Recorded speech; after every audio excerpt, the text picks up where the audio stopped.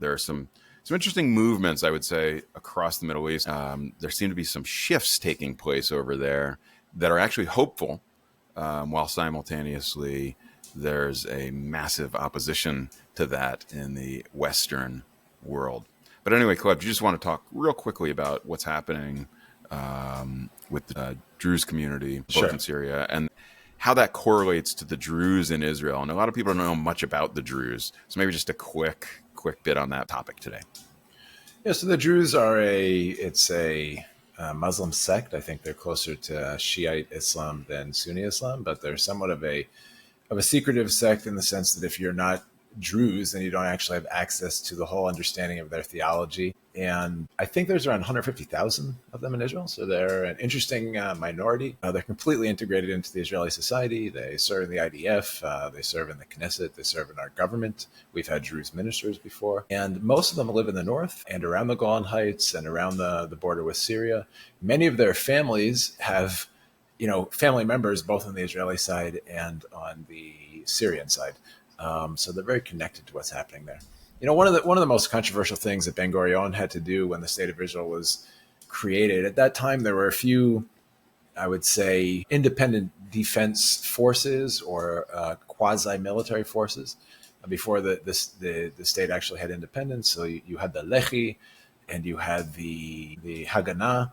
And Ben Gurion, when he created a state, he said, hey guys, everybody needs to disarm except for the official military of the new state of Israel, which we call the IDF, the Israel Defense Force. And that was a very controversial issue, and it didn't go down so well. If you remember the Altalina event where they actually ended up these groups firing on each other and in order to disarm and etc. We won't go into all the details of that.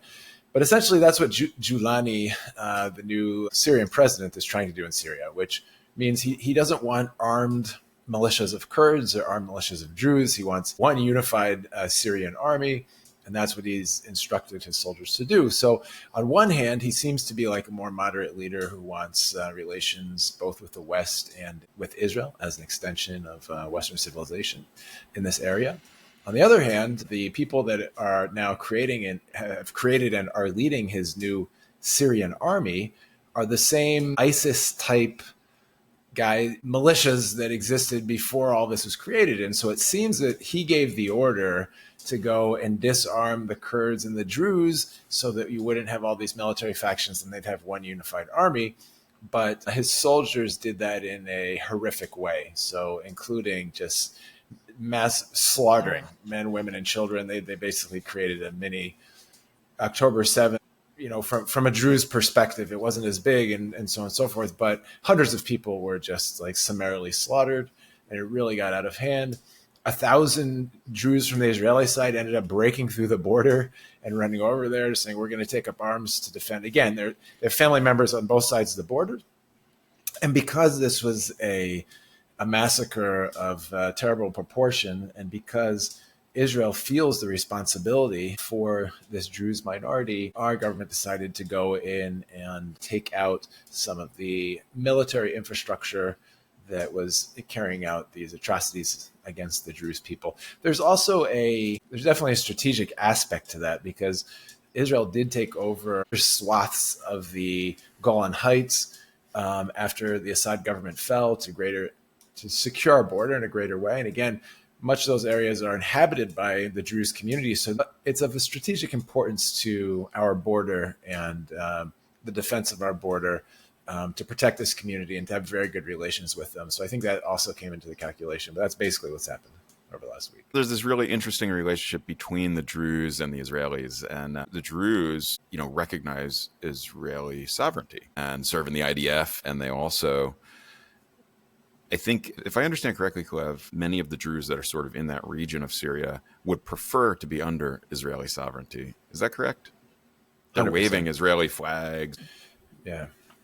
On both sides of the border, but particularly even on the Israeli side. So after 1967, what Israel did is it gave, I think we discussed this a little bit in our last segment, but they gave permanent residency to the Arabs in East Jerusalem and the Druze on the Golan Heights.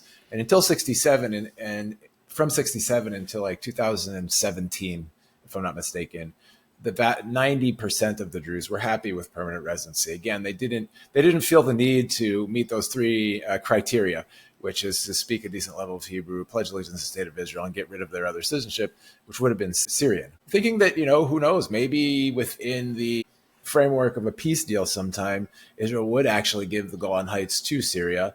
And in that case, those who had pledged allegiance to the state of Israel could be under threat of serious harm by the Assad regime, etc. When the first wave of the war in Syria, right, where Assad was trying to quelch the insurrection of the rebel armies, 5 or 6 years ago, and there was so much. The situation over there was so terrible and in such disarray. Basically, like all the Druze communities on the Golan Heights requested Israeli citizenship. They all went and applied. Like I think like 30,000 people asked for Israeli citizenship at that time, as a clear statement that, things are so terrible in Syria right now. We never want to become Syrian again, and we pledge allegiance to the state of Israel, which basically was the final nail in the coffin to this idea that maybe we'd give back the Golan Heights in the framework of a peace deal. Because if all these people are now clearly Israeli citizens, that's not something that's even on the table anymore. So yeah, that happened a few years ago. Yeah, and I think that's really, really important for the world to understand as we sort of are discussing, Calev, our perspective. I know it's your perspective, and I share that probably the greatest answer to bettering the lives of people in the region is more Israeli sovereignty. And it's the reason for that is because of, like we were talking about in our last episode, the value system that the state of Israel is founded upon, which is, Judeo-Christian, Western civilization, democratic values, which leads to well-being for those that live under that value system, as contrasted with the radicalism and tribalism and all the different things that go along with many of the surrounding nations. Anyway, I think that just sort of goes to support that point. There's some other positive movement. I don't know if you saw, I just saw some reports that the NRF, the Yemeni NRF, had seized $750,000 worth of arms en route to the Houthis from Iran. Did you see this? It just sort of was breaking, so I'm not sure if you had a chance to see it. I haven't seen that yet. Again, and that's some positive movement. And it's important for the world to understand, that there are these narratives that are floating around. So, one of the things that I would say is interesting about the situation that's taking place with the Druze right now is the silence, on behalf of all of these media outlets that like to scrutinize, Israel and the war in Gaza and, call out genocides and so on and so forth. Where are those voices right now? Pierce, I haven't heard you say anything about it. Dave Smith, Tucker, why the silence? No calling out of this genocide. And it seems to be this trend, Calev, as you talked about in our last episode as well, of when there's violence taking place by the unique groups, some of them Arab, some of them not necessarily. In this case, yes. When there's Arab on Arab violence, the world doesn't seem to care. You don't hear anything about it. Most people don't know anything about it. Right. Nobody cares. And so I do think that's interesting to note. And I think it's worth trying to understand the reasons for that. And I think, again, it's the same thing with positive movement and momentum towards freedom, towards liberty, towards peace in the Middle East. When positive things happen, they tend to not make the news cycle. And when things that really could lead to long and lasting change in the region take place, most of the world doesn't even know they're happening. For instance, the Saudi Arabians recently saying that they want to normalize, of course, relations with Israel, but they'll only do it on the condition that Hamas is eliminated from power. Correct, Calev? And Absolutely. You don't hear a lot of talk about that. That's a very positive development, but it seems to fly in the face of whatever the opposition to Israel is promoting. And it merits the question, are they really promoting peace? We know the answer to that. They're not. And then, so it does merit the question, what are they promoting? But just another one of these positive developments that we want to let the world know is that, you've got the Houthis in Yemen that are one of the Iranian proxies that are committed to destabilization in the region. And, even after the 12-day war, the Houthis have still been firing missiles at Israel, right, Calev? Yes. And there is a group. They fired one this morning. Yeah.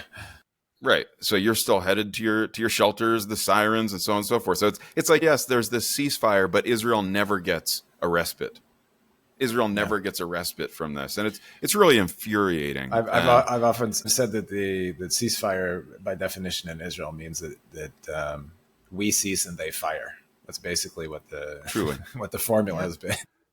And it's unthinkable. It's unthinkable, and you don't hear anything about it. You know, the tens of thousands of missiles that were fired from Gaza towards Israel since 2005 and 2006, when Israel gave Gaza back and Hamas came into power. What was it, 45,000 missiles?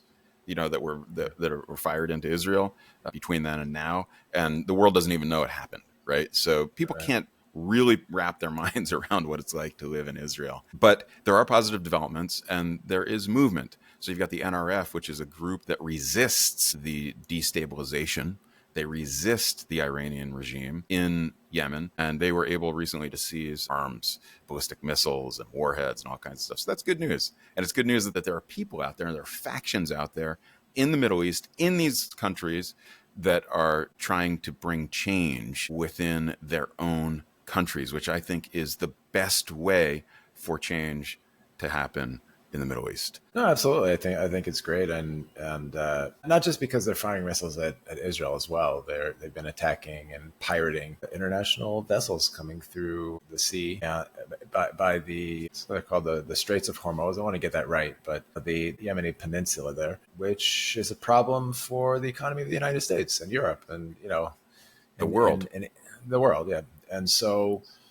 Yeah, so I think it's great if there are any forces in that region, especially if they're forces of the Yemenite government. That's fantastic, because to see them actually taking responsibility for this danger and international threat coming out of their territory, not just depending upon actions of the United States or Israel, is a great step forward. So yeah, And it's like that's the real resistance that could lead to some change in the Middle East. Resisting radicalism. Right. Resisting the Iranian regime. Like all these people that love to cry about resistance and resistance, that's some resistance that you might want to get behind, those of you that are for resistance. It's really all about Iran, right? Because the same thing is happening in Lebanon, as the national Lebanese army is actually growing in strength and recognition, and Hezbollah is being weakened. In Syria, of course, you have this fledgling government, yet to see whether they will be able to be westernized, but trying to create its own national army to kind of squelch the other independent militias. And then the same thing is happening now in Yemen. So Assad, who was in Syria, who was aligned with Iran, fell. And the same thing is happening with Yemen, where the Houthis, which are basically an Iranian proxy, are being weakened, and the national military there is being strengthened, which will create more stability. This is all trending in the right direction. So that's a lot of positive movement that's actually taking place in the Middle East that you're not going to hear anything about on mainstream media, linear media. But it's so important to understand because, again, it's happening and being driven by countries and peoples in the region that want stability, that want change, that want to see radicalism done away with. They just want to live their lives. And it's so positive and so hopeful. Meanwhile,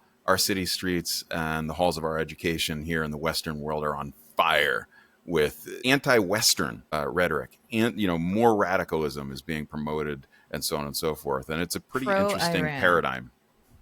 Yeah. Right. And we come back to that the moderate Sunni states around Israel here in the Arab Gulf, you don't see demonstrations on behalf of Hamas. You don't see demonstrations against Israel. You don't see rising anti-Semitism. This is mostly second generation Muslim immigrants to Western societies, together with like the ultra woke left, which wants to destroy the Judeo-Christian foundations of Western civilization, working together on this. And I think the demand of Saudi Arabia that Hamas loses power in Gaza as a precondition to entering into normalization with Israel is something that the West should get behind, right? I mean, Hamas staying in power would be exactly like Hitler staying in power in Germany after World War II. And can we imagine a world in which the West says, yeah, we fought, we lost some soldiers, it was tough, but we'll let Hitler continue to rule Germany and see where that goes. I mean, that's the same exact thing. As crazy as it sounds, there are people that would be in favor of that today. There really are. there's this whole movement that, oh, he wasn't that bad. But yeah, so you don't see these demonstrations on behalf of Hamas and Hezbollah and these radical proxies of Iran. And in fact, it's illegal, right, in many Right. of those moderate 100%. Gulf states to even wave a Palestinian flag. Why? What do they know that the Western world doesn't know? They know that it's all based on fiction and it's made up, and they know that it's not actually having anything to do with, bettering the lives of what they call the Palestinian people. It has nothing to do with that whatsoever, and the moderate-leaning Gulf states are aware of that, and they know that it also has a destabilizing factor everywhere that it goes around the world, and they don't allow it in their countries. You cannot wave one of those flags even in many Right. of those countries.